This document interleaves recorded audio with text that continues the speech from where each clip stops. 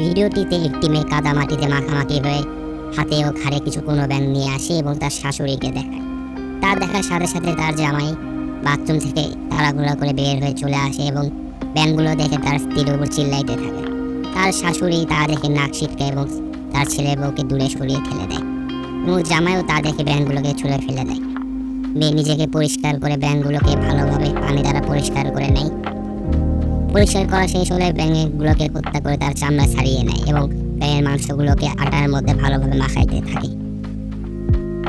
সবগুলো মাংস ভালোভাবে মাখানো শেষ হয়ে গেলে একটি বড় কড়াইয়ে তেল দিয়ে তা গরম করতে দেয় এবং তেলের মধ্যে কিছু লবণও যোগ করা হয় এবং তাতে মাখিয়ে রাখা কোনো ব্যাঙগুলো ছেড়ে দেয় এবং তা ভালোভাবে ভেজে নেয়।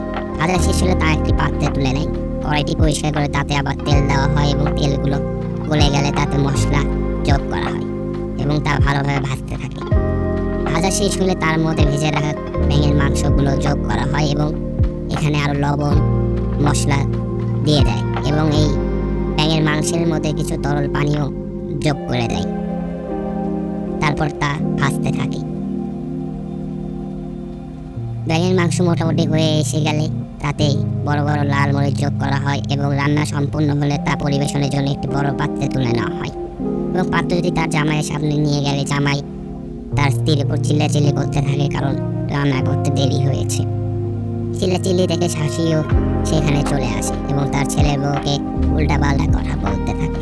কথা শুনে মেয়ে খাবার ছেড়ে উঠে চলে যায়।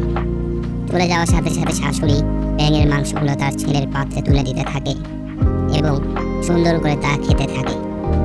এমন মজার ভিডিও পেতে চাইলে আমাদের চ্যানেলটি সাবস্ক্রাইব করে রাখুন।